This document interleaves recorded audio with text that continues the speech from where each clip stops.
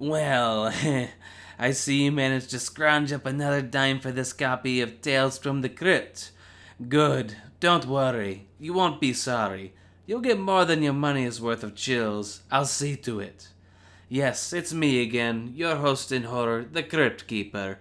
Welcome once more to my hovel, The Crypt of Terror. For my first offering to curdle your blood, I have chosen one of my best terror tales from my vast collection of spine tinglers here in the crypt. This is the story of Clyde Franklin, the renowned animal hunter. Remember him? Remember when he disappeared? Well, I found him, or what's left of him. This is his story, as he told it to me, in his very words. Clyde sarcastically calls it the trophy. Yes, I'm Clyde Franklin. My story begins one night in my luxurious home. It was the night before I was to leave on another of my hunting expeditions. A reporter from the Morning Globe had dropped in to interview me. I found him waiting for me in the trophy room. He stared at the headline walls wide-eyed. Ah, I see you have discovered my trophy room. Oh, Mr. Franklin, you startled me. I had to keep myself from laughing. The reporter was pale as a ghost. Don't you like my souvenirs? They're gruesome. Some of them look so alive. Ah, come now, sir. These are mementos of my past hunting trips. They're my records of achievement. How could you? Huh? How could you hunt these poor creatures, kill them, then stuff their heads and hang them here? It's cruel. Cruel. Now, be reasonable, sir. I hunt for the pure sport of it. These are my scores, like touchdowns. In football. Surely you cannot deny a man a sport. Sport, is it? It's murder. These poor creatures once lived, like you or I. You murdered them. I think this interview is at an end, young man. Good evening. Good night. The young reporter stormed out of my trophy room, stamped across the marble hall, whisked his hat off the rack, opened the huge oak door, and slammed it hard. I began to laugh. Poor fool. What's he so worked up about? After all, they're only animals. The next morning I was up at dawn, after a hearty breakfast. I packed the last remaining necessities into my station wagon and bid goodbye to my servants. Goodbye, Jeeves. I'll bring a moose head just for you. Goodbye, sir. Good luck.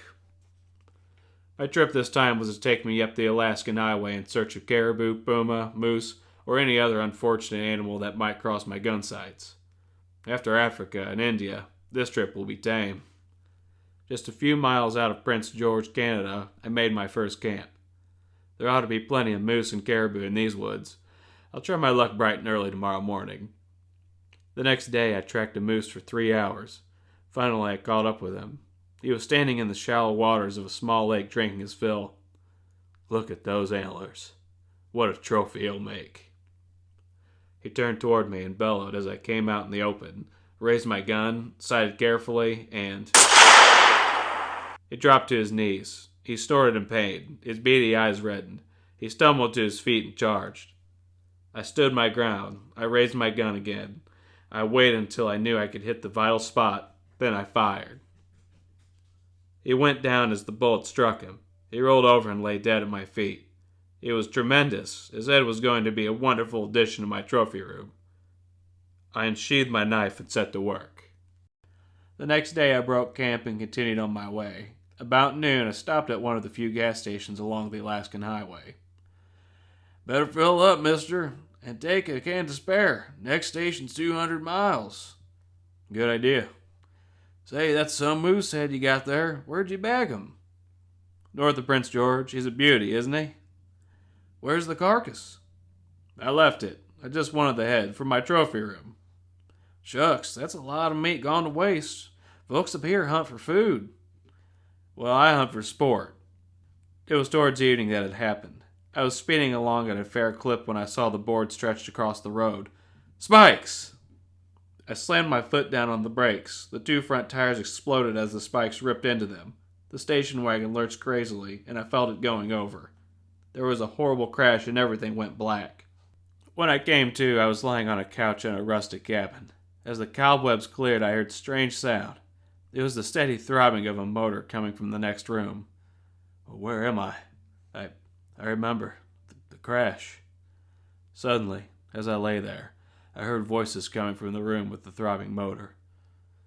No, please, don't have mercy! Ah! My blood froze in my veins. It sounded like someone was being tortured. Please, no! Ah! What in blazes? I've got to. I tried to move. An excruciating pain shot through my leg. I looked down. It was twisted. It was broken. My leg is broken. I can't move. Suddenly the door opened. For a moment I heard the motor, louder, and there was another sound. A gurgling sound, like water being pumped through pipes. You've come around. He closed the doors, shutting out the sounds. He smiled at me. How do you feel? I was afraid you might have a concussion. Fine, except for my leg. You talk like you know something about medicine. Why couldn't you put my leg in a splint? I'm not interested in your leg. What kind of a man are you? Who have you got in there? Sounds like you're torturing it. You heard? Yes, look. You gotta set my leg or get me to a doctor. You're not going anywhere. You're my prisoner.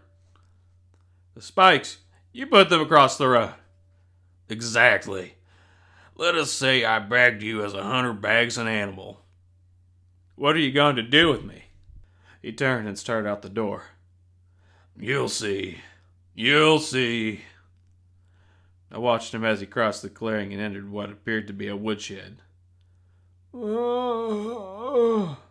He was obviously mad. Whoever he had in that room with the ceaselessly throbbing motor was in great pain. I decided to try to reach to the door to see. My leg, it's killing me. With a great deal of effort, I managed to half-drag myself across the room to the door. I flung it open. Why, there's no one here. The room was empty. On a bare white table was a rather large round box. It looked like a hat box. On the floor, a small motor throbbed. It seemed to be a pump arrangement. From an attached tank, several rubber tubes ran off toward the table. If I heard the motor, and it's here, and the person I heard must be here too. Over the table, a bottle hung upside down. It looked like the kind of bottle used to administer plasma. A tube ran from it down to the table. Funny, all the tubes seemed to run under that box. I dragged myself painfully to the table. I stared down at the strange box. I saw now that it was only a cover. Suddenly the hair on the back of my neck crawled. Once again came that pathetic, sad moan. It came from the box. I grasped the handle and raised the cover. The most horrifying sight I've ever seen met my eyes. I screamed, "Ah!" There, on the table, was a living, breathing human head. It blinked at me through wide eyes. "Run, you fool! Get away from here, he's mad!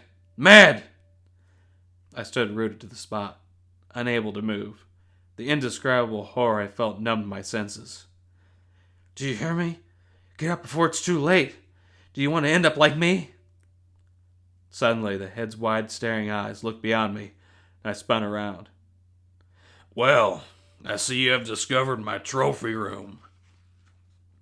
"Your trophy room?" "Why, yes. This is where I will keep the heads of all my game." He turned and took a can off a shelf. "You're crazy. You can't hunt human beings." "Why not? I hunt them for the pure sport of it." Then he reached for a sponge. "Sport? It's murder." "Call it what you will. It's my idea of sport." He came at me with the can and sponge. I tried to get away, but my broken leg sent me sprawling.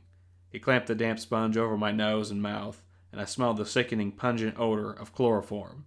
I began to lose consciousness, drifting off into a black abyss. "After all, they're only human beings." When the darkness faded and I came to, I was staring out over the white expanse of the tabletop. The door opened. He came in. He had someone with him. "But before you die, I want you to see my trophy room." He pointed at me. The man with him was cut and bruised as if he had been in an accident. "And this is my latest memento from a past hunting trip. Soon you too will become one of my records of achievement." Yes, that's Clyde Franklin's story, in his own words. That's how he told it to me when I dropped in to see my friend who lives in a little cabin near the Alaskan highway. You should see his trophy room now. He's getting to be quite the hunter. And talking about heads, if you'd like an actual photograph of my head as I really appear in the flesh, just read my column, The Crypt Keeper's Corner, in this issue. Now, I'll turn you over to my fellow ghoul lunatic, the Vault Keeper, for some more skullduggery. The end.